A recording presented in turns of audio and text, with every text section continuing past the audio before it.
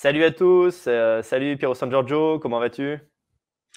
Salut Daniel, bah, tout va bien. Tout va très Bună bien? Oui, et oui, je te contacte depuis la Roumanie où je vis maintenant depuis presque 3 ans. Tiens d'ailleurs aujourd'hui c'est la fête nationale, roumaine, c'est le 1er décembre C'est ici. vrai, 1er Ouais, décembre. ouais 1er décembre, curieux mais Est-ce qu'ils ont fait le défilé militaire sur le Arcul de oui. Triomphe? Alors ils l'ont fait là, ils l'ont fait aussi sur la Piazza Alba Iulia qui est pas loin du parlement. Bon c'était un peu étrange parce qu'il y a les militaires mais tu sais avec les masques Covid, alors ça avait une ambiance un peu d'apocalypse. En tout cas ma fille s'est régalée, elle a regardé ça à la télé, elle s'est éclatée. C'est bien. Alors, ce soir, on va parler de 2 bouquins en même temps, un exercice un peu périlleux, pour 2 raisons. La première, c'est que je trouve que les 2 livres se complètent pas mal. En fait, ce sont 2 essais politiques, qui parlent des Européens, de leur passé, de leur avenir et puis, la deuxième chose, c'est que tu as préfacé les 2. On n'a pas fait Et exprès de oui. les sortir quasiment en même temps. Voilà, de mémoire, tu as lu celui d'e-commerce depuis un certain temps. Alors ce qu'il faut dire, c'est que le premier livre dont on peut parler, c'est Le réveil des Européens. C'est un livre qui est traduit de l'italien, que j'ai le plaisir d'éditer. Et en fait, c'est toi qui me l'as fait découvrir. Alors, qu'est-ce qui t'a plu dans ce livre? Qu'est-ce qui t'a attiré? Alors, je l'avais lu en italien et c'est l'auteur qui a dû entendre parler de moi et qui me l'avait envoyé et qui nous apporte, je crois, je l'ai trouvé brillant. C'est un Italien qui travaille à l'international, c'est quelqu'un de tout à fait euh, voilà, qui connaît le monde, qui voyage beaucoup, et qui a fait ce livre, je trouve, de manière succincte et limpide, qui explique le niveau de décadence dans lequel nous sommes et ce qu'il faut pour que l'Européen retrouve ce qu'il a toujours été et se réveille donc pour redevenir euh, cette force de création, de créativité, de lumière et de tolérance même, de vraie tolérance, pas la soumission que Oui, l'on vit en ce moment, euh, qu'il a été dans le monde. L'Européen a été aussi un conquérant, mais il a aussi été une lumière qui a été admirée, crainte par tous les peuples du monde, de, de la Chine au Japon, et qui l'ont imité souvent, avec ses travers, et bien sûr.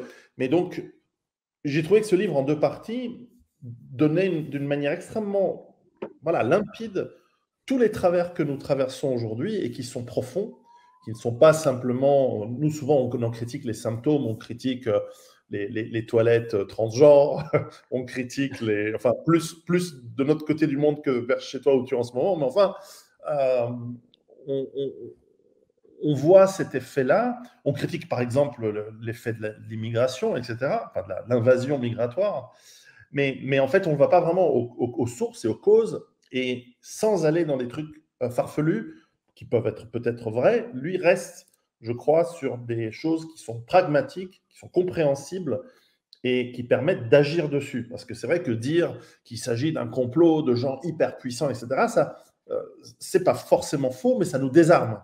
Parce qu'on se dit, qu'est-ce qu'on peut faire, absolument. nous, individus, face à des puissances de milliards, des groupes organisés, etc., souvent fantasmés, réels sans doute, mais souvent fantasmés, et contre lesquels on se sent désarmé, on se sent impuissant, et ça fait partie du problème qui nous incite à ne rien faire et à déprimer. Et cette dépression civilisationnelle fait partie de la décadence, et il le décrit, je trouve, parfaitement bien.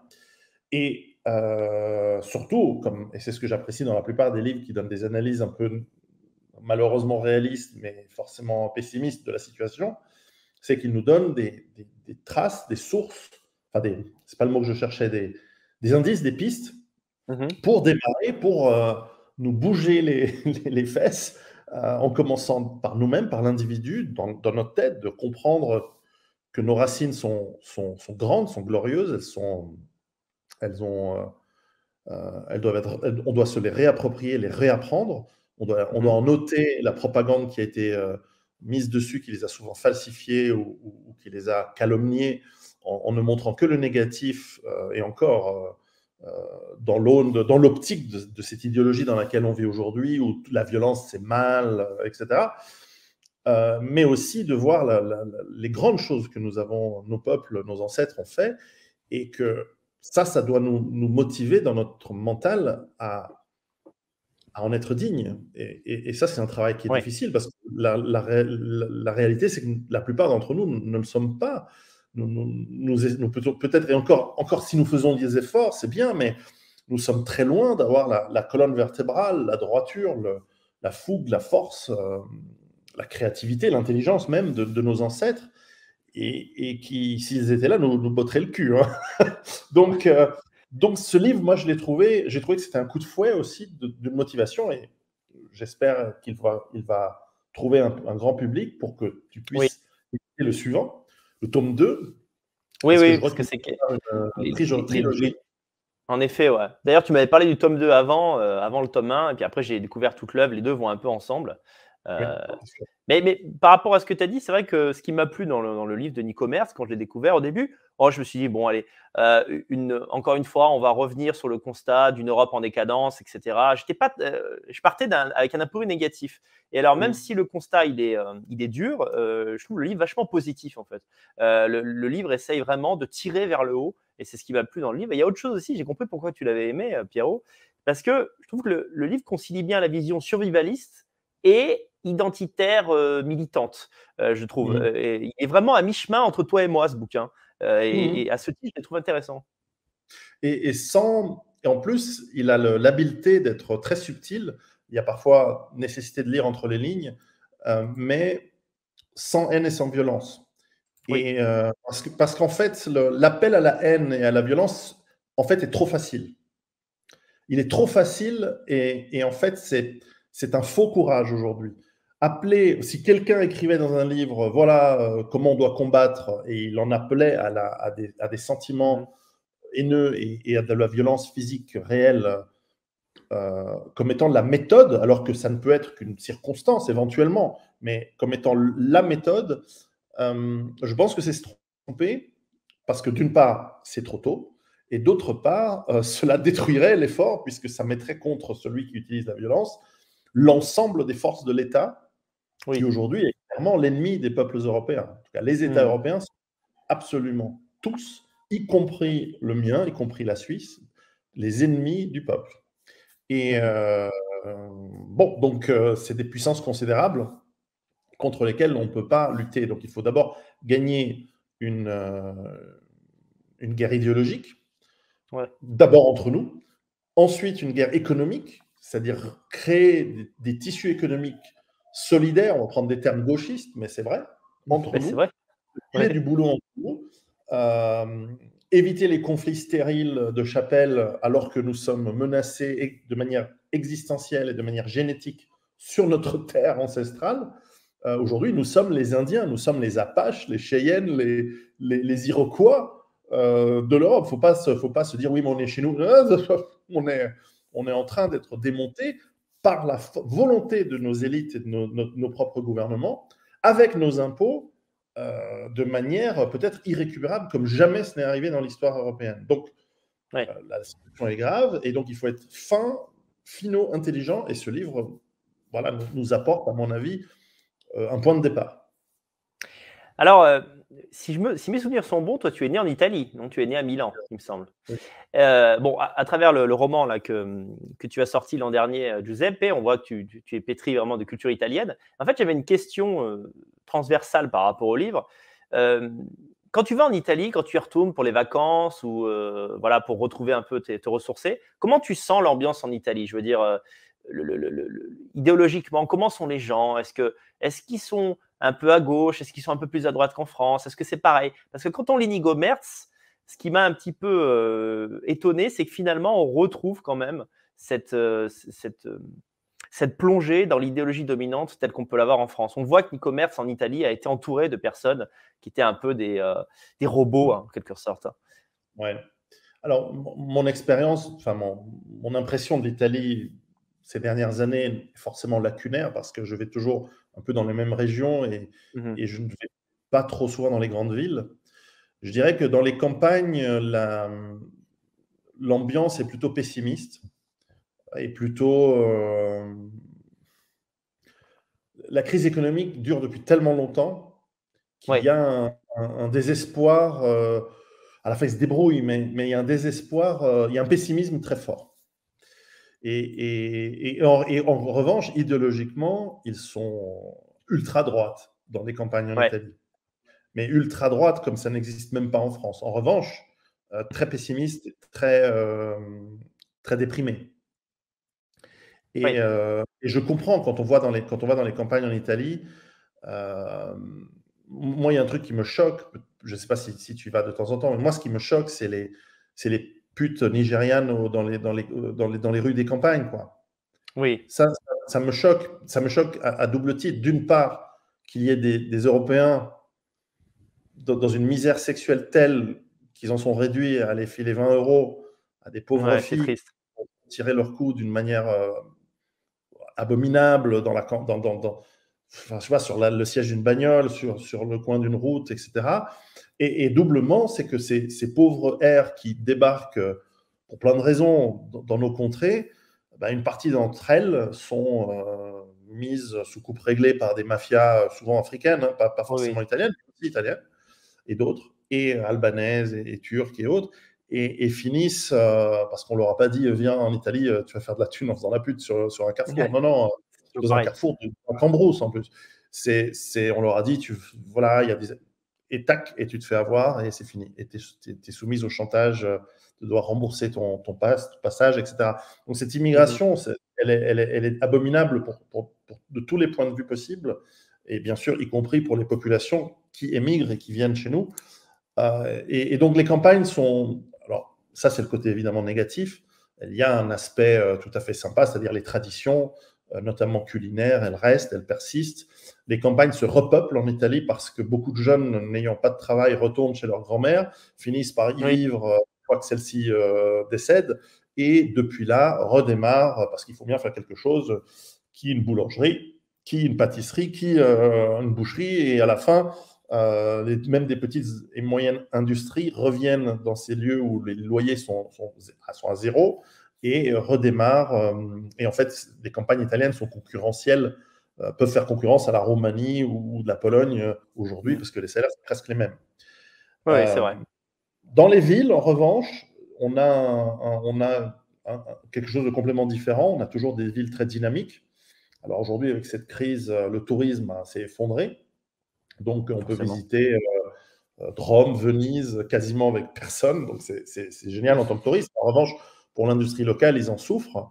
Ils ont pas encore été achevés, mais ils en souffrent. Et là, dans les villes, on a un mélange de gauchistes bobos idéologisés, qui sont essentiellement les cadres, les personnes qui ont fait l'université, disons que l'intelligentsia également, et puis bien sûr tous les médias, en public. En Oui, privé, c'est très différent. En privé, on peut avoir, je ne vais pas donner de nom, mais des présentateurs télé très connus, oui. parce que j'ai pas de réseau, à Rome, qui en public sont la larme à l'œil face au dernier naufrage à Lampedusa ou je ne sais pas quoi, et en privé te disent, je ne peux pas utiliser les mots parce que je ne sais pas si on sera sur YouTube ou ailleurs, mais enfin, qui utilisent pour Mhm. dire ces gens, il y en a trop chez nous, qu'est-ce qu'ils viennent foutre ici, ils nous cassent les couilles, ils nous emmerdent, etc. Mais enfin, Ouais. alors ça, je suis pas tout à fait sûr qu'en France ce soit aussi différent. Oui, Et qu'il puis n'y ait bon, pas un franc-parler aussi important. Mais c'est vrai que quand tu as mentionné les prostituées africaines, c'est pas, j'ai ressenti le même choc. Je ne vais pas souvent en Italie. Je dirais que la diffusion, si je puis dire, de l'immigration, elle est un peu différente par rapport à la France. En France, on en voit des milliers d'immigrés absolument partout.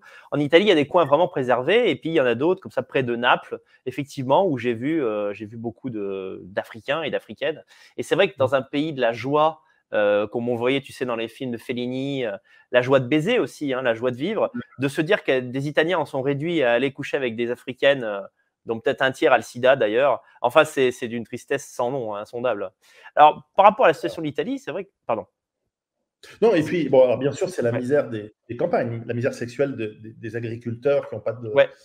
Mais dans les villes, et je voulais simplement ajouter ce point, il y a aussi et à une proportion bien supérieure que dans d'autres pays de l'Europe de l'Ouest, supérieure à l'Angleterre, à la Belgique, à la France, peut-être à l'Allemagne de l'Ouest aussi, après pas du tout par rapport à l'Europe de l'Est, des gens qui sont extrêmement à droite, voire qui sont carrément dans le fascisme, dans le néofascisme, qu'eux Ah oui, redéfinissent à leur sauce, etc., mais qui ont et qui sont organisés.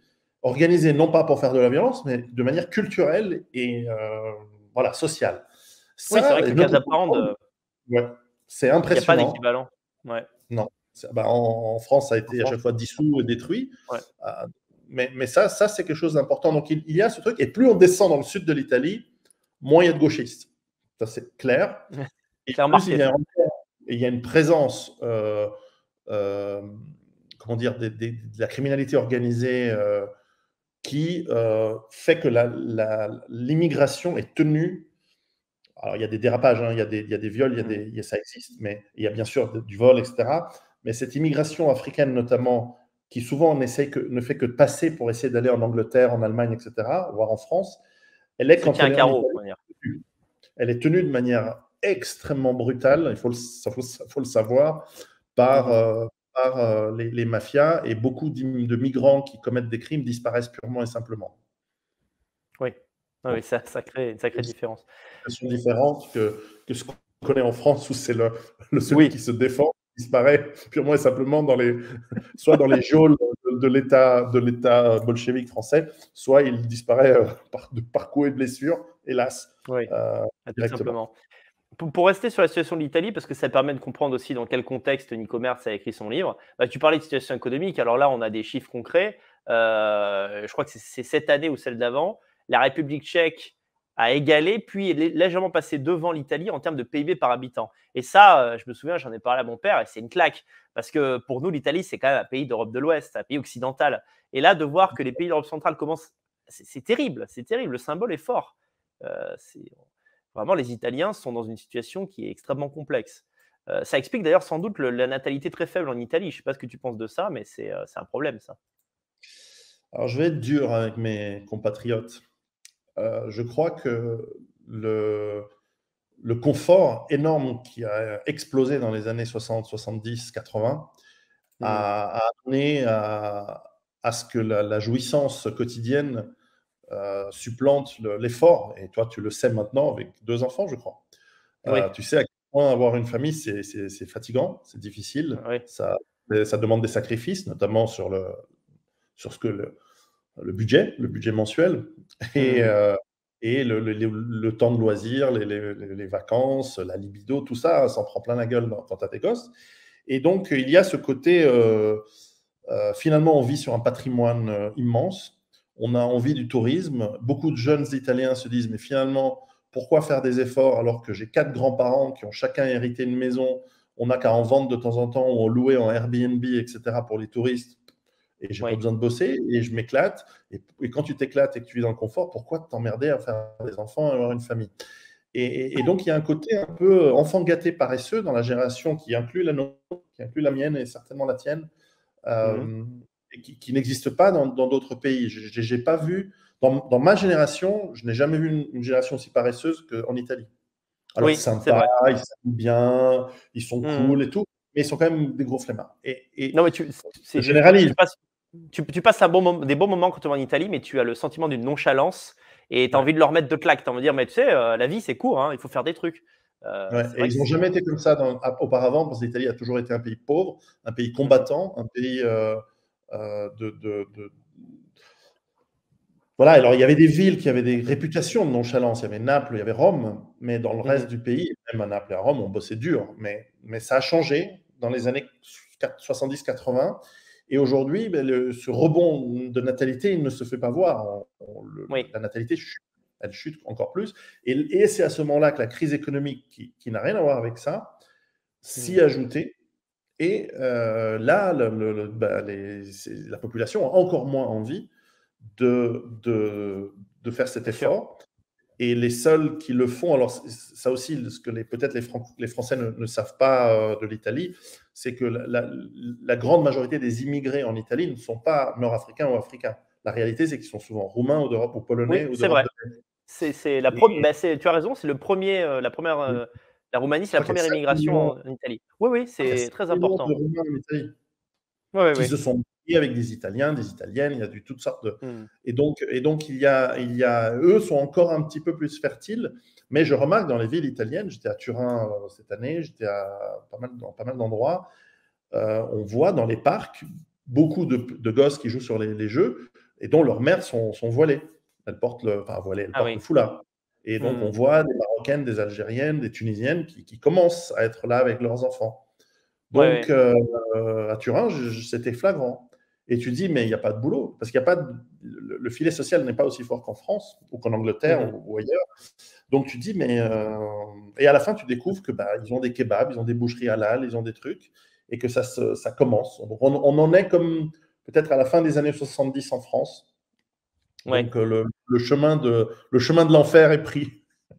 Oui, c'est vrai. Je me souviens j'étais allé déjeuner à Vérone et je m'apprête à aller dans un restaurant et le restaurateur d'à côté alors ça, il y a qu'en Italie que tu peux vivre ça. Le restaurateur d'à côté vient me chercher et il me dit: «Si vous voulez manger une pizza vraiment italienne, venez dans mon restaurant». Je dis: «Mais qu'est-ce que vous voulez dire par là?» Il me dit: «Ben, ici, ils ne sont pas italiens» et moi-même, je ne l'avais pas remarqué. Ils étaient égyptiens ou quelque chose comme ça Ouais, et oui. ils avaient un peu des gueules de rital et je me suis fait berner et C'est que, en plus, et ça, c'est une autre différence. En tout cas, en France, c'est en train de changer, mais pendant longtemps, l'immigration était assez monobloc. C'était ouais, beaucoup d'Algériens, un peu de Marocains, beaucoup de Sénégalais, un petit peu de Turcs. Maintenant, c'est bariolé parce que maintenant, on a fait venir les Afghans, tout ça pour la grande joie de la sécurité. ah, bien sûr. Et en Italie, en revanche, c'est très varié. Ça va du Népal à l'Inde, du Bangladesh. On a beaucoup. Elle est plus petite en nombre et elle est beaucoup plus segmentée en groupe. Donc, il n'y a pas cet effet de masse. Cet effet Oui. communautaire est très faible. Et parfois, je vois les associations musulmanes italiennes dans les journaux et tu vois qu'il y a un Italien converti qui est l'imam. On a un mec qu'ils ont ramassé dans la rue qui est un Bangladais un peu. Ouais. Voilà, il est en réhabilitation parce qu'il a trop fumé de la coke, de la colle, pardon. Et bref, on a des groupes un peu bigarrés et tu vois que c'est des bras cassés. Donc, c'est pas du tout organisé comme en France quand tu vas à Évreux, Oui. voilà quoi, dans les villes, enfin, partout en Est-ce France, en fait. ce que tu soulignes, c'est important parce que ça permet d'expliquer pourquoi, en dépit du fait qu'il y ait, bah, il y a beaucoup d'immigration en Italie, hein, quand même, on va pas le mentir aux gens qui n'y sont jamais allés. Bah, en fait, il y a pas eu encore d'attentats, en fait, très meurtriers en Italie, bah, parce qu'il y a pas trop de cohésion entre les immigrés eux-mêmes qui viennent un peu de partout. Voilà, il y a pas ces fortes communautés algériennes ou marocaines comme en France, effectivement. Alors, pour en revenir à Nico Merz, l'auteur du Réveil des Européens, je ne sais pas si tu as eu cette sensation, mais moi, ce que j'ai apprécié chez lui, en plus du contenu de son livre, c'est sa personnalité. Parce Mm. que, alors, il est de culture italienne, mais c'est aussi quelqu'un de très intérieur, de très calme. Qui ne correspond pas, qui n'a pas ma personnalité, par exemple, extravagante. Il me fait penser un peu à un Allemand, même, par certains aspects. Je crois d'ailleurs qu'il a des ancêtres qui viennent de là-bas. Et je ne Mm. sais pas ce que tu en penses, mais c'est vraiment quelqu'un d'un peu solitaire, voilà, Sans, qui est dans la réflexion. sans, sans trahir sans trahir sa localité et son lieu de vie, il est plutôt de l'Est d'Italie, donc nord-est, donc dans les Oui, régions Fribourg, Trentin, Venise, Vénétie, qui sont des régions où il y a un mélange génétique entre les Italiens, mais aussi oui, avec les Autrichiens, les Croates, les Slovènes, et donc c'est un coin où on a déjà physiquement, c'est impressionnant la différence de ce coin d'Italie avec le reste. Et mmh, même dans l'accent, le patois local est très différent. Il y a des régions où on parle allemand. Et puis, voilà, effectivement, on le ressent dans le côté posé. Et puis, je crois qu'en travaillant dans des pays comme la Norvège, la Suède, exact. etc., il a aussi pris un certain pli. Mais surtout, je trouve qu'il a une analyse. Parfois, il m'envoie des messages sur la situation, par exemple, dont il ne parle pas. Ce livre ne parle pas du truc machin qui est arrivé de la Chine bizarrement, là, depuis 2 ans. Oui, Je sais pas, mmh, je sais pas ce qu'on a le droit de dire sans être censuré de nos jours. Donc, et de temps en temps, il m'envoie quelques commentaires et en 2 phrases, en quelques mots très lapidaires, il décrit toute la connerie de cette crise et les mmh. tenants et les aboutissants en 2 phrases. Il est très succinct. C'est pour ça que je crois que les, ce livre ne sera pas n'est pas dans l'ésotérisme, n'est pas dans des explications complexes et Oui, circonvolutées et longues. C'est un livre qui est court, qui est facile à lire et qui est clair. Et oui, c'est vrai. qui peut s'ajouter à la lecture, je ne sais pas, d'un Pierre Hillard ou de livres plus complexes, plus historiques. Là, en revanche, c'est cash, c'est droit et c'est subtilement écrit en plus. Moi, je veux dire, chaque phrase, on peut la relire Oui. en essayant de comprendre entre les mots. Je l'ai trouvé très fin et percutant, ce livre. Et le Ce deuxième qui est aussi. habile, effectivement, ce qui est habile dans le livre, c'est qu'il est théorique, mais il n'est pas complexe. Mm. Souvent, quand un ouvrage est théorique, en fait, un essai, parfois on se perd. Et ça, la première fois que je l'ai eu au téléphone, nous avons parlé en italien. Mon italien n'est pas aussi bon que le tien, mais enfin, on a vraiment réussi à se comprendre. Et il me disait qu'il l'a pensé pour faire des phrases simples, courtes, qui vont droit à l'essentiel et que chacun pourrait comprendre. Je dirais en l'absence d'une culture générale forte. Bon, il faut toujours être intelligent pour comprendre un livre, mais tout le monde n'a pas le temps de lire. Et ce livre ne demande pas de prérequis pour comprendre le fond. C'est ça qui est intéressant. Et Il y a, c'est il y un a... livre qui ne s'adresse pas qu'aux Italiens du tout. C'est un Ah livre non, qui a non. été d'ailleurs traduit en anglais, qui s'adresse à tous les Européens, où qu'ils soient dans le monde, y compris des Européens habitant en Europe, en Amérique du Nord, en Australie, ailleurs. Mhm. C'est un livre qui s'adresse vraiment à l'homme et la femme européens. Et c'est ce qui nous lie au livre d'Anotti Livry, qui lui va Oui, à la source de la source, et qui nous dit de ne pas désespérer. Et c'est vraiment. Alors, je sais que les gens qui t'écoutent, et c'est vraiment quelque chose sur lequel je te fais tous, les, tous les éloges que possible, c'est que tu as, pour ton attitude, et ta bonne humeur et l'humour qui te caractérise depuis toujours, euh, couvert des sujets parfois extrêmement graves. Je suis un petit peu ce que tu fais sur Telegram, pas mhm. toutes les semaines, pas tout le temps, mais souvent. Et je vois que tu sais t'adresser et finalement par ta bonne humeur et cet humour, traiter des sujets qui sont quand même hyper graves, c'est notre extermination, et redonner un peu panache, espoir voilà, du peps à ton Oui, audience. Et donc, tout ce qui va, y compris ce que fait Nico Merz dans ce livre, c'est pas un livre déprimant. C'est pas du tout un livre qui va nous rajouter encore une couche de ah oui, c'est foutu, on est mal, on est en train d'être submergé, l'État c'est notre ennemi. oui, Finalement, oui. c'est un désastre, quoi. Oui, Oui, ouais, ouais, c'est certes, ça, c'est ça. on a des ressources en nous et dans les réseaux que l'on doit commencer à tisser dès maintenant, euh, et sans tarder, des réseaux, encore une fois, sans haine, sans violence, parce que le problème, c'est nous, c'est pas les autres. C'est ça qu'on Oui, doit oui, comprendre. tout à fait, tout à fait. C'est, Le problème, c'est pas de euh, dire, ah oui, les machins, les trucs là, au bout d'un moment, on dit, mais en fait, on dégage tous ces gens de notre esprit. Alors, il n'en demeure pas moins qu'ils sont présents, mais enfin, et on bosse sur nous, sur notre réussite personnelle, on bosse avec les amis et les gens qu'on connaît, on châtie gentiment, hein, on châtie, on fait pression psychologique sur ceux qui ne nous écoutent pas, on méprise et on ignore les gauchistes qui nous jugent du haut de leur mesquinerie et de leur veulerie, et on recrée un monde. Et si ce monde il est géographiquement légèrement déplacé par rapport à nos terres d'origine, c'est pas grave, on les reconquérera un jour. Mais en mhm. attendant, on ne doit pas pourrir nos vies. On ne doit pas, on le doit à nos ancêtres de ne pas pourrir nos vies, de ne pas vivre malheureux et déprimés. Nous avons un immense avenir devant nous.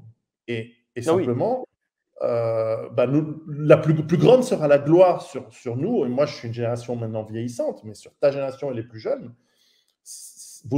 la génération qui reprendra le contrôle d'abord de sa vie et ensuite de tout le reste qui suivra, elle sera rappelée avec gloire comme les conquistadors, et attention à ce que je vais dire, comme les conquistadors et les autres qui ont couvert leur peuple et leur nation de gloire dans le passé.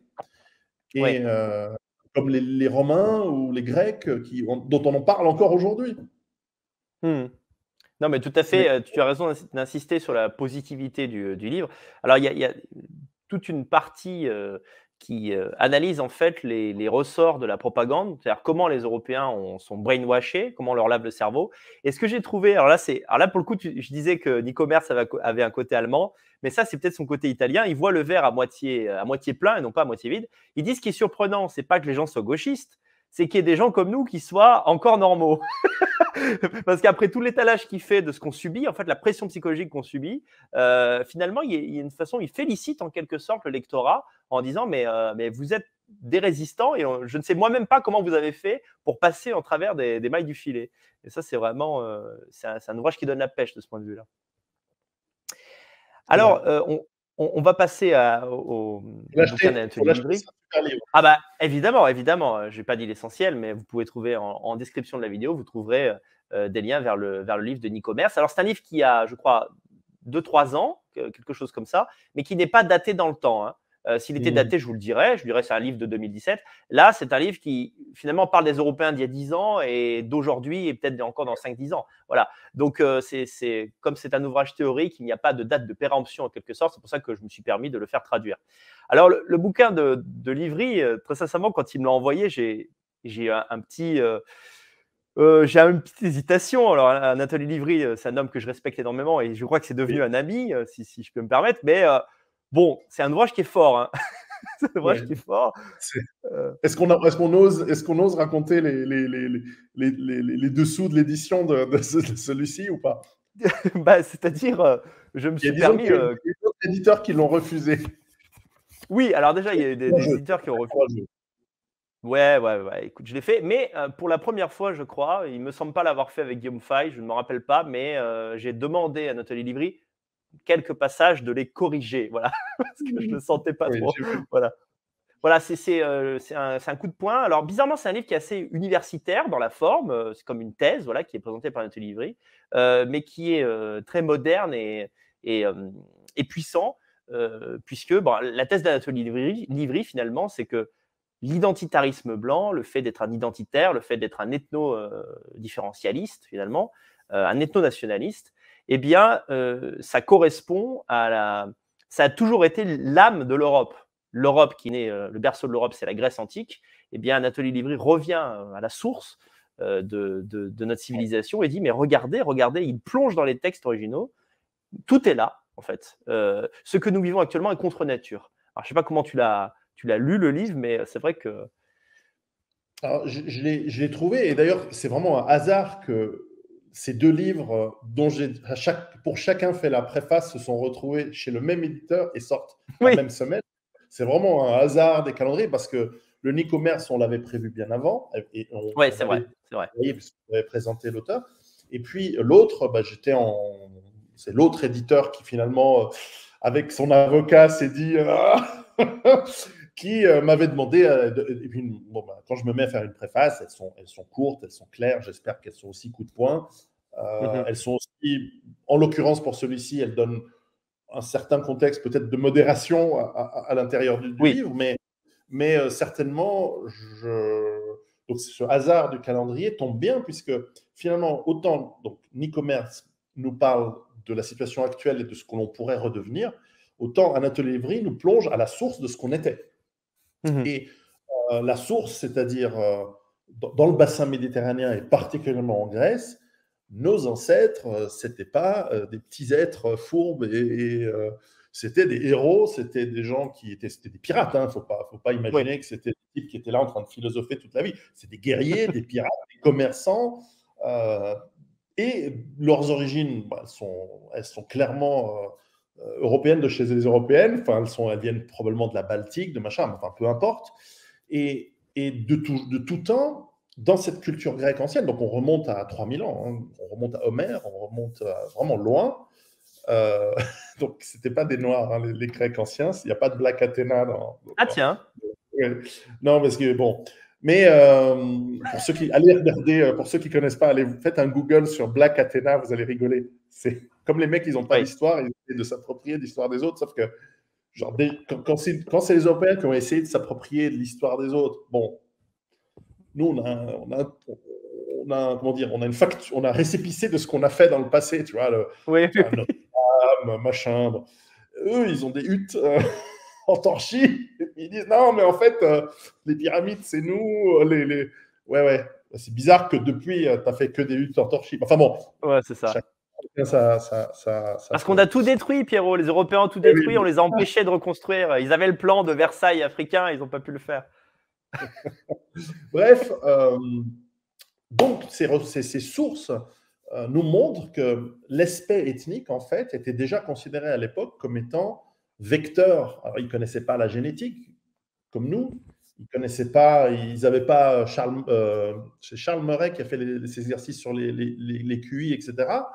Mhm. Euh, et avoir un haut QI ne te protège pas de te faire infiltrer, de te faire saccager. Donc, c'est un peu le problème d'aujourd'hui. Mais il montre que dans les textes anciens, les Grecs anciens eux-mêmes savaient décrire et montraient très très bien quand ils parlaient d'Achille aux cheveux d'or. Bon, Mhm. c'était Achille, c'était pas comme la série de BBC où ils ont mis un Achille africain. Tu dis, mais d'où ça sort? Enfin, bref, c'est dans quel esprit malade et surtout ahistorique. Et c'est stupide. D'ailleurs, après, ils s'étonnent qu'il n'y a personne Mhm. qui regarde leur programme. Tu fais un film sur Shaka Zulu et c'est super. Moi, j'ai envie de voir un film de tribu africaine avec des Africains. Et j'ai envie de voir Hector combattre Achille avec, avec un Achille Les blond. D'ailleurs, Européens. le film de Troie, je ne sais pas si c'était un hasard ou quoi, mais le fait d'avoir mis Brad Pitt comme Achille, qui a un blond aux yeux bleus, c'est Oui, c'est vrai. réaliste. C'était pas un super film, mais il y avait cet aspect où les acteurs étaient réalistes. Ils étaient tous un peu trop âgés par rapport à. Bref, mais de la même manière que les héros grecs, je sais pas, Ulysse, Persée, on va essayer de ne pas prendre des demi-dieux, parce que Persée, Hercule, c'est des demi-dieux, mais Achille aussi, en fait. Si on Mhm. prend Jason, euh, Oui. ce sont des héros, parce qu'ils ont une aventure, ou Ulysse, une aventure héroïque, mais Ulysse est aussi décrit comme étant quelqu'un à la peau blanche. Oui, voilà. Euh, et, et, dans tous ces textes, c'était considéré comme un fait absolument, comment dire, c'était une Établi, condition en quelque sorte. nécessaire pour être considéré grec. Mhm. Il n'y avait pas C'est des ça. Grecs d'adoption, ils avaient des étrangers, ils avaient de tout le monde, hein. À Athènes, il y avait des marchands de phéniciens, il y avait des Égyptiens, il y avait d'ailleurs les Grecs étaient admiratifs face à la science égyptienne. Tous les savants grecs allaient en Égypte, Mhm. mais l'Égyptien était égyptien et le Grec était grec. Puis c'est Oui, tout. oui, Il n'y avait pas. la frontière euh, était nette. et Mais en elle effet, était. là où l'ouvrage m'a mis une claque, c'est que sincèrement, je ne pensais pas que les figures mythologiques, même sur laquelle reposait la Grèce antique, qui était à la fois rationnelle dans son fonctionnement, mais qui avait cette religion païenne de la croyance en des dieux multiples, et bien en fait, la plupart des dieux étaient vus comme parfaits, parfaits parce que grands, blonds, aux yeux bleus. En réalité, c'est un ouvrage qui est nordiciste parce que l'histoire de la Mhm. Grèce l'était. Et c'est là que j'ai réalisé finalement le travail de sape qui a été fait par Hollywood et par d'autres médias, parce que finalement, notre imaginaire a été colonisé par des représentations fausses. Dire, de toute façon, ce sont des dieux. Ont-ils existé pas forcément, mais de représentations fausses de ce que les Grecs de l'époque pensaient. Et je me souviens de tas de films des années 50, 60 où Ulysse était joué par un mec qui avait ma gueule, en fait, même encore plus bronzé que ça. Et donc, moi, j'avais fini par me persuader que c'était le cas. Et donc, ça, c'est vraiment, de ce point de vue, je pense que c'est un livre qui plaira aux gens du Nord. Voilà. Oui, tout à fait. Mais après, Ouais. c'est vrai que, tu vois, dans les films d'Hollywood notamment, après, c'est pas toujours vrai. Par exemple, pour Cléopâtre, tu vois, le Mmh. fameux film Cléopâtre avec cette actrice, magnifique actrice quand elle était jeune, Elisabeth Taylor. Ouais. Elizabeth Taylor, qui est une actrice avec une peau très claire. Mmh. Et Cléopâtre est une princesse non pas égyptienne, mais grecque, puisque c'est une Mmh. arrière-petite-fille d'un général, une arrière-arrière-petite-fille d'un général d'Alexandre, donc macédonien, donc grec, enfin, et donc de ces ethnies-là. Alors c'est vrai qu'on a tendance, alors, amis grecs qui écoutez, bouchez-vous les oreilles, c'est vrai qu'on a tendance à imaginer les Grecs anciens comme les Grecs d'aujourd'hui. Grecs Mmh. aujourd'hui qui se sont quand même pris 400 ans ou plus d'occupation turque. Ça marque la génétique au bout d'un moment. De la même manière que j'étais en Turquie en vacances il n'y a pas longtemps, je vais souvent sur la côte Égée turque. Et là, à l'inverse, je vois que les gens, alors ils ont les cheveux bruns, mais ils ont les yeux clairs. Et quand tu Oui. discutes avec eux, ils te disent, oui, ma grand-mère était grecque, puis mon père était encore chrétien, et puis bon, pour me marier avec une Turque, je me suis converti, mais on s'en fout, de toute façon, ici, on boit tous de l'alcool et tout va bien. Et tu sens que la Méditerranée, elle a l'air de, enfin, en tout cas, ce coin de la Méditerranée, en tout cas la partie, enfin, sauf certaines, elle adoucit un peu les mœurs, Oui, mais c'était différent à l'époque. C'était quand les Égyptiens décrivent les invasions des peuples de la mer, qui sont probablement un peu les mêmes peuples qui se sont aussi posés en Grèce, et on ne sait pas trop d'où ils viennent, mais probablement ils venaient des pays au nord, ce qui expliquerait le teint clair, etc. Il les décrit aussi comme des roux oui, oui. aux yeux clairs. Et Alors attention, bien sûr, eux-mêmes étaient clairs de peau et aux yeux clairs, ainsi que les Iraniens, ainsi que les Babyloniens. Et ce n'étaient pas des Arabes. Enfin, j'ai rien contre les Arabes oui, en c'est tant ça. que. On pense en termes de nation, mais il faut penser en termes d'ethnie et ce que c'était à l'époque. Alors attention, parmi les philosophes de l'époque, il y avait des gens qui étaient châtains, qui étaient Bien même sûr. bruns. C'était un pays méditerranéen, d'accord. Mais Il y a des immenses philosophes c'était chez les Arabes, je veux dire, il n'y a pas de souci. Mais parce qu'on ne parle pas de philosophie comparée ou oui, oui. d'art Non, mais comparé, c'est ce que je voulais dire, les c'est que Grecs, c'est comme ça. ce que je veux dire, c'est qu'en tant que modèle, toutes les sociétés ont des modèles. On sait par exemple que les Japonais, on ne sait pas s'ils rêveraient d'être blancs, mais enfin pour eux, être blanc et notamment blond, c'est la perfection. Et ben pour les Grecs, c'était ça. Et je trouve que c'est intéressant, alors qu'aujourd'hui, c'est rigoureusement le contraire. Aujourd'hui, le mec qui a une gueule d'allemand, il est vu comme le coupable éternel. C'est absolument incroyable. Alors que dans la Grèce, c'était le dieu de la société. C'est vraiment là où l'ouvrage est fort. Et la deuxième partie, je trouve qui est intéressante dans l'ouvrage, c'est cette idée que les universitaires qui enseignent le grec, que ce soit en philosophie, en histoire, font exprès de cacher cette réalité. Anatole Livry, qui lui-même est universitaire, l'a constaté, il a vu de ses yeux que en fait, la sève des écrits d'Homère est cachée aux étudiants en quête de savoir. Et ça, c'est horrible. Oui, oui. D'ailleurs, quand tu discutes avec Anatoly et que tu le lances sur ce sujet, ce qu'il dit sur les universitaires d'aujourd'hui, enfin sur les professeurs d'université, est d'une violence assez Oui, jouissive. Et ça, vous allez le retrouver effectivement dans ce livre, cette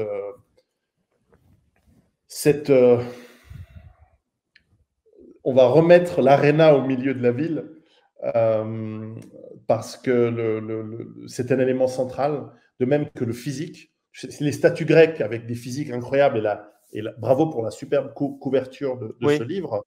Euh, voilà, ils n'ont pas dessiné des hommes. Enfin, c'est pas Jacques Attali, quoi. Ils ont bien mis sûr. ni jeunes ni vieux d'ailleurs.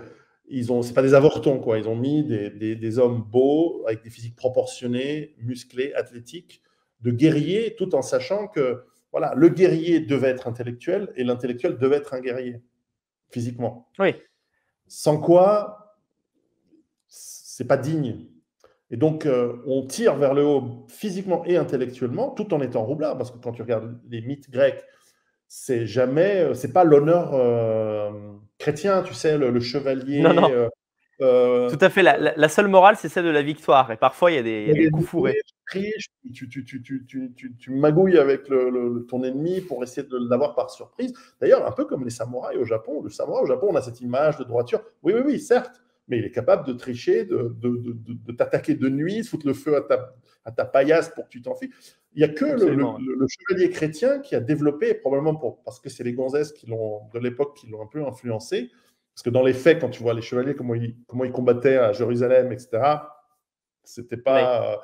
Mais enfin, dans la mythologie, dans l'image, le grec n'a jamais dit il fallait être physiquement fort, il fallait être beau, il fallait être intellectuellement aiguisé, mais après, il fallait combattre pour gagner, pas combattre Hmm. pour faire Oui, du pas pour show, quoi. l'esthétique, bien sûr. Non. Oui, oui, bien sûr. Mais d'ailleurs, c'est marrant parce que pendant que tu parlais, je réfléchissais. Les périodes qui ont le plus marqué l'histoire de l'Europe et donc du monde sont celles où justement cet adage un esprit sain dans un corps sain a été mis, je dirais, sur l'estrade de la société. La Renaissance, c'est ça, c'est ce Oui. fameux dessin. D'ailleurs, c'est pour ça que pour le livre de Nicomère, j'ai choisi le dessin de Léonard de Vinci dans la continuité. C'est-à-dire, chaque fois que l'Européen s'est rappelé que finalement, qu'en suivant la morale du bien et de la force, au sens vraiment conceptuel du mot, en fait, fort au sens nietzschéen, eh bien, en Ouais. fait, nous étions maîtres de notre destin. Et Moi, là où vraiment quand j'ai lu la première fois le livre de La race et les lades, Anatoly m'a demandé de l'éditer, donc j'ai eu ma crainte d'éditeur. Je me suis dit: «Merde, il y aura peut-être des problèmes» et en même Non, temps, j'ai été galvanisé par cette lecture. C'est-à-dire ouais. ce bouquin revirilise, et donne envie d'entrer dans l'arène idéologique et combattre et c'est là où il est puissant, je trouve. Oui, moi, ça, c'est clair que nous avons tous besoin, pour revenir à ce qu'on disait avant, dans cette période un peu de déprime et de décadence et que l'on se sent impuissant. Souvent, on se Mmh. sent impuissant. C'est pour ça que beaucoup de gens quittent les pays, vont refaire leur vie ailleurs, et sans doute ils ont raison. Euh, cette remise au centre de qui nous sommes, c'est-à-dire notre physique, notre mental, sur lequel nous pouvons travailler, mais même en prison, nous pourrions le faire. Mmh. Et encore plus, forcément, dans des pays qui nous sont de plus en plus hostiles, mais certainement dans lesquels on a encore, et comme je dis, même dans une cellule de prison, nous pourrions le faire. Nous avons cette capacité de nous rappeler qui nous sommes, nous avons cette possibilité de travailler sur notre corps, sur notre esprit. Et donc, ça veut dire purger l'esprit de tous les divertissements qu'on nous impose, de toutes les distractions, de tout ce qui nous fait du mal en réalité, et le corps aussi, de la mauvaise nourriture, de la mauvaise santé, de manière générale. Et, euh, et crois-moi, enfin, tu connais par exemple les femmes, et je sais que chez les générations un peu plus jeunes, il y a ce côté qui est avéré par les statistiques où on se plaint de, voilà, on arrive à moins séduire facilement, etc., que peut-être dans des générations précédentes. C'est plus difficile, Oui. le marché de l'amour et de la rencontre est plus complexe. Bah, je crois que ceux qui sont physiquement extrêmement Oui, je affûtés et avec comprends. l'esprit d'eux-mêmes, eux, ils n'ont pas ce problème. Les nanas, elles C'est vrai. viennent à elles, même les gauchistes, elles changeront parce qu'elles se disent, ah, un mec comme ça, je le veux, et puis je suis prêt à. Les nanas, elles mettent des conditions aux hommes qui sont inférieurs, mais elles brisent les règles pour les hommes supérieurs. Et donc, ce n'est qu'à nous d'être des hommes Oui. supérieurs. Bah, Et c'est les vrai, jeunes, bah, je pense que c'est ce que les gens voilà. apprécient chez toi, c'est aussi tes conseils pratiques et c'est vrai que parfois, à force de regarder des analyses, Micto sur comment comprendre la femme contemporaine, on en oublie les fondamentaux. Je peux vous assurer que si vous êtes musclé et vous mettez une photo sur, Tinder où vous montrez que vous êtes musclé, vous allez avoir plus de likes, hein. Il y a pas de souci et après au milieu de toutes ces rencontres que vous allez faire, vous allez trouver des femmes intelligentes qui vous auraient peut-être pas liké, parce que le physique ça compte les amis, c'est comme ça. Et Et quand on a après le voilà. choix, et quand, Ah bah quand oui. en tant qu'homme, on a le choix, et ça vient très vite, croyez-moi, euh, après, c'est vous qui dictez vos conditions. Mais après, il faut s'y tenir. C'est pour ça que le mental, il compte. Et donc, l'aspect, Mmh. bon, Micto, ça veut rien dire pour moi. C'est juste, enfin, bon, il y a une longue discussion. Mais l'aspect red pill, c'est-à-dire une fois qu'on comprend la nature féminine et qu'on comprend la nature masculine, et qu'on a réussi à se hisser, à être désirable en tant qu'homme pour les femmes, après, c'est nous qui avons le choix. Et en ayant le choix, tu détermines ce que tu exiges d'une femme, sans être un tyran, sans être un truc, mais tu dis, voilà, moi, j'exige ça, ça, ça, ça, ça. Si t'es pas d'accord, suivante. Mmh. Et ça marche. Croyez-moi, ça marche. Et J'ai mis 40 ans à m'en rendre compte, hein. Donc, je suis lent à la oui, détente sur ça. les jeunes qui ont 20 ans, écoutez Pierrot, il y a de l'expérience, voilà. Moi, je m'approche tout doucement des 40 aussi. On a fait nos erreurs et on a des choses à vous dire. Voilà. Bah, justement, puisqu'on parle des femmes, alors là, honnêtement, j'ai trouvé qu'Anatoly n'y allait pas avec le dos de la cuillère avec les femmes en général. La femme, avec toujours Je cette connais, hauteur oui, mais cette hauteur je connais. éthique qu'il y a chez lui, il y a un moment qui m'a fait hurler de rire. On ne pourrait pas croire qu'on va rire comme ça devant un essai, mais c'est quand finalement, il critique Socrate en disant: «Socrate a été un des premiers à laisser sa femme l'engueuler en public, ce qui est une humiliation incroyable». Je me suis dit: «Anatoly Libri fait remonter la décadence à Socrate». Ce passage m'a bien plu. Bon, après, voilà. Hélas, malheureusement, le grand drame que nous avons, c'est que cette immense culture grecque qui nous est parvenue seulement de manière lacunaire, puisque l'immense majorité des textes ont été détruits par les invasions diverses, les bibliothèques qui brûlent, la destruction volontaire de la part d'envahisseurs. Et il nous reste que des fragments. Par exemple, Aristote, on a des fragments infimes de tout ce qu'il a écrit. Euh, Mmh. Socrate nous relate ce que disait Platon, mais on sait qu'il manque des textes, voilà. Et combien d'autres nous manquent? On a Thucydide, on a Aristophane, on a des bouquins, d'autres que j'ai pas lus et dont je me souviens même plus des noms, mais et pareil dans les sciences. De qui les Grecs ont appris tout ça, ça c'est une autre Oui, histoire dans l'histoire qui est fascinante, mais certainement l'aspect de la relation homme et femme reste un invariant dans l'histoire du monde. mmh. Et combien de féministes, lorsqu'elles tombent sur un homme qui est capable de les garder et de les cadrer, euh, bah, elles se plient à leur impératif qui est celui d'être une femme soumise, parce qu'elle veut cet homme. Alors que lorsque le désir n'est pas là, ou parce que, voilà, et ça arrive souvent dans les familles bourgeoises, où ce sont des unions souvent par convention et par Oui, intérêt de toujours famille, encore etc. aujourd'hui, ouais. Dans le contexte occidental, alors dans le contexte par exemple maghrébin, bah là, la culture veut que l'homme domine, point. Alors la nana, elle va lui casser les couilles jusqu'à ce qu'elle obtienne ce qu'elle veut aussi, mais Oui, dans le contexte occidental féminisé, bah, c'est sûr que l'homme devient rapidement une carpette, ou encore plus carpette qu'il ne l'était, et en fait, il n'y a rien de pire, il n'y a rien que ne méprise plus une femme qu'une carpette. Quand bien même elle soit mariée avec, qu'elle ait fait c'est des vrai, enfants c'est avec, vrai. etc. Ça dépasse les clivages droite-gauche. Oui, C'est alors largement. anthropologique. Ouais, ouais. Oui, oui. Et ça, Alors bah, peut-être que Socrate, il s'est fait avoir. Il a eu un moment de oui. faiblesse. Alors je crois là où la race et l'élade est peut-être le plus important, qu'on pourrait se dire, des gens qui nous écoutent, notamment des jeunes, pourraient dire: «Bon OK, à quoi ça sert de remonter jusqu'à la Grèce Mhm. pour comprendre le monde d'aujourd'hui?» Eh ben, en particulier, il y a un phénomène qu'on comprend mieux quand on a lu le livre d'Anatoly Livry, c'est la cancel culture. Parce que finalement, on se Ouais. dit: «Pourquoi la gauche veut effacer le passé?»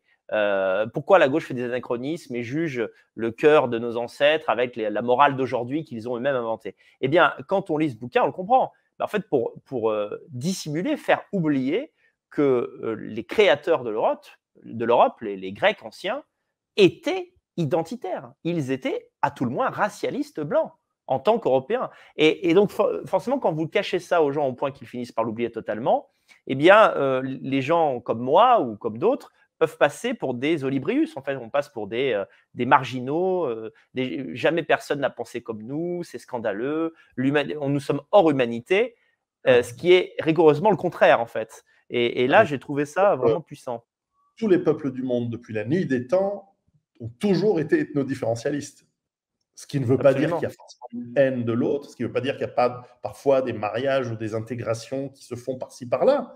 Mais Mhm. la norme, de manière massive et partout, c'est l'ethnodifférentialisme avec éventuellement le faible qui se soumet au plus fort, mais, et qui se fait intégrer par le plus fort et qui essaye de le dominer par la roublardise ou je sais pas. Mais et Mhm. c'est un peu sur ce point sur lequel j'ai rebondi modestement dans ma préface, c'est qu'il y a un moment, on doit aller chercher dans ces sources antiques, et pas que antiques, et même plus récentes, mais on doit chercher l'énergie de nous dresser à nouveau et de dire, face à un gauchiste, face à quelqu'un qui nous remet dans la tronche des horreurs réelles ou inventées de notre passé, et de leur dire, mais j'en ai rien à foutre de toi, espèce de limace. Mes Mhm. ancêtres ont fait l'acropole, mes ancêtres ont fait la cathédrale de machin, mes ancêtres étaient des guerriers qui ont mis au tapin le monde entier. Tu ne me parles pas comme ça, et sinon je te pète ta gueule, métaphoriquement Mhm. parlant, bien sûr. Et donc, il y a un moment où tu dois reprendre la dominance dans le débat, également par l'assurance absolue d'être dans ton bon droit et d'être l'héritier de grands hommes et qui ont fait de grandes Ouais. choses. De la même manière que quand tu dis, par exemple, moi, pour prendre un exemple de nos adversaires et des gens qui seraient très bien chez eux sans être chez nous, mais quand tu parles à un musulman ou islamique, etc., ou même pas islamique, et que tu lui dis, ouais, non, mais bon, les babouches, travail d'arabe, machin. Lui va dire, oui, mais ma civilisation, le prophète, le machin. Alors qu'en fait, il n'y a rien derrière, il n'y a pas Oui. grand-chose, mais il Oui, en est oui. fier. Et ça, en quelque part, déjà d'un point de vue tactique, c'est habile, mais d'un point de vue anthropologique, c'est respectable. En fait, tu te dis, ah ouais, Mhm. merde, ils ont raison. Ah oui, oui, absolument. Ils ont raison. En fait, La ça me choque preuve, pas. On peut Non, s'en moquer parce qu'on ne fait pas partie de non. leur peuple, mais en fait, ils ont raison, bien sûr, bien entendu. Exact. Et donc, c'est ça que nous devons apprendre, c'est-à-dire Oui, redevenir fort, et pour redevenir fort, puiser dans nos racines qui sont réelles et qu'on redécouvre cette, ouais, cette justification, si on devait en avoir une. Mais cette force, je pense que le mot est là, cette force qui va nous permettre de nous dresser et de dire non. Parce qu'à un moment, on ne peut pas reculer. Parce que imagine les gens qui quittent la France, qui quittent l'Angleterre pour aller en Pologne, un truc. Puis quoi? Puis un jour, la Pologne aussi, elle s'ouvre, et puis tout. Et à un moment, tu mets une ligne par terre. À un moment, tu dis non. D'ailleurs, c'est ce que mmh. font beaucoup de Hongrois, de Tchèques, de Polonais, de Ouais, ils ont Russes. l'air bien partis de ce point de vue-là, ouais. À un moment, je discutais cet été, je passais à Moscou, et par hasard, j'ai demandé une information et quelqu'un a entendu que je parlais français et s'est adressé à moi, et c'était un Africain, très gentil Mmh. d'ailleurs. Et il dit, voilà, je suis étudiant ici à Moscou, je travaille, l'endroit où vous cherchez est juste à côté. Et je lui dis, ah merci et tout, vous êtes ici. Et donc, voilà, je parlais 5 minutes, parce que moi, comme tu sais, je suis très Curieux friendly des par autres. rapport à tout le monde. Et je dis, ça va en Russie? Il dit, ah oui, mais il faut faire gaffe. Ça va, mais je dois faire attention à ce que je dis, à ce que je Ouais, fais c'est et où sûr. je vais, Faut avec pas qui faire je le vais. malin. Voilà, faut pas faire Ouais. le malin. Donc là-bas, il n'y a pas de wesh, ta mère, non, t'es mort si tu fais ça. Ouais, non, c'est sûr, c'est sûr. Tu sais, Donc voilà. Voilà. par rapport à cette, finalement, cette fierté européenne qui doit être le minimum, parce que non seulement évidemment la gauche nous prive de possibilités de réaction, mais on ne devrait même pas être fier de ce qu'on est. Et je me dis, c'est quand même incroyable parce qu'on vit une époque où on essaie de soigner les bobos individuels des gens. Tu sais, les gens qui ont eu par exemple une enfance difficile, avec un Mhm. père ou une mère à la con, ils passent leur vie chez le psychiatre pour retrouver de la self-esteem. Et finalement, à une échelle collective, ce que Oui. faille appeler l'ethnomasochisme, eh ben, ça, c'est beaucoup plus grave finalement. C'est qu'en tant que peuple, on doit se soigner de cette détestation, de cette autodétestation que nous impose l'école nationale, les médias, la politique. C'est vraiment essentiel. Tant qu'on ne sera pas sorti de ça, majoritairement, les Blancs, en fait, on sera au fond du trou. Non, et puis même dans les. D'ailleurs, ça, c'est quelque chose que l'on retrouve dans tous les peuples, mais puisque les Européens, pendant les 500 dernières années, enfin les 450 dernières années, ont dominé le monde de manière totale, Mhm. euh, la plupart des armées de ces peuples, que ce soit les Britanniques, que ce soit les Espagnols, les Français, etc., la masse des armées, pendant très longtemps, c'était des gens issus de parents un peu bizarres, parfois de parents pas connus. Quand tu vois, Mhm. par exemple, les régiments irlandais de l'armée britannique, c'était souvent littéralement des fils de pute. et qui, étaient pris dans les orphelinats. Il y avait des orphelinats régimentaires, enfin, c'est-à-dire que c'était carrément l'armée britannique qui gérait les orphelinats. Tu avais les nanas qui amenaient les bébés parce que, voilà, il n'y avait pas de contraception dans les bordels. Au bout d'un moment, la nana, elle amenait les gosses. Ils étaient élevés, il y avait des pertes, etc. Les mecs, ils vivaient avec, dans des situations quand même assez atroces. Hein, ça n'avait rien à envier aux orphelinats roumains des années 90. Oui. Mais après, ils étaient, dès l'âge de 12-13 ans, comme les Spartiates, ils étaient entraînés à devenir des soldats et ils allaient conquérir l'Inde, l'Amérique, enfin, et, et donc ils étaient encadrés. Et ils étaient fiers de leur régiment, ils étaient fiers de leurs origines, alors que c'était littéralement, comme je dis, Oui, oui. des enfants recueillis dans les bas-fonds des grandes villes d'Europe. Et, tu vois, regarde le film Gangs of New York, où tu as Ouais, les je l'ai vu, ouais. natifs britanniques qui se battent avec les nouveaux arrivés, tu vois, les Irlandais ou les Écossais, ou etc. Bon, mais à la fin, ils trouvent des origines, ils en sont fiers, etc. Et même les Romains, pour aller loin des Grecs, mais pour revenir en Méditerranée, quand je conseille à tout le monde de regarder le film Romulus. C'est un film italien qui est en latin, donc avec des Mhm. sous-titres, vous le trouvez facilement, et qui décrit les premiers Romains qui s'installent autour du Tibre, et avant qu'ils deviennent la ville, avant que même ce soit une petite ville. Et les Romains étaient fiers de raconter que leurs ancêtres, c'était des brigands. Donc les Ouais. plus nobles familles de Rome, même au fait de l'Empire, lorsque c'est devenu un empire qui couvrait toute la Méditerranée avec plus de 100 millions d'habitants, enfin, c'est un truc qui était gigantesque pour cette époque. Et ben, elles étaient fières de dire, en fait, nos ancêtres, c'était des brigands. Alors, ils étaient inspirés par Jupiter. Alors, voilà, Romulus, c'est un fils de Dieu, un demi-dieu, etc. C'est le fondateur de Rome. Mais c'était un brigand. Et c'était un berger pour être un brigand. Et avant, c'était un orphelin. Enfin, c'est les deux jumeaux, Romulus et Rémus. Et donc, il y a ce côté où ils étaient à la fois humbles de dire, en fait, on est prêt à tout, bon, particulièrement les Romains plus que les Grecs, mais en plus, ils disaient, voilà, on a quand même construit de rien quelque chose d'immense. Et nous, en Europe, on n'en est même pas. On n'est pas des bergers et des brigands. On a encore des infrastructures, des trains, des autoroutes, des aéroports, des ports. Il n'y a vraiment aucune raison de s'auto-flageller.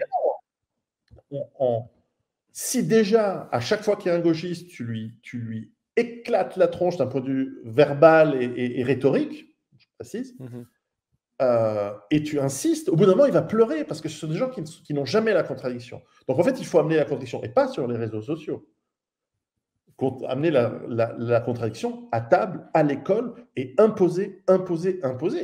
Et si la violence de leur part, elle devient physique, d'abord, bonne chance, parce que souvent ce sont des mauviettes, mais c'est là où vous êtes nombreux aussi. Alors, je n'incite pas à la violence agressive, bien sûr, mais en revanche, et physique, mais cette rhétorique qui vous dit tu peux dire ce que tu veux, j'en ai rien à foutre, et puis quand même ils te disent la Shoah, machin, tu dis ouais, mais vous savez, on n'a pas fait que des trucs bien, mais on a fait surtout des trucs bien.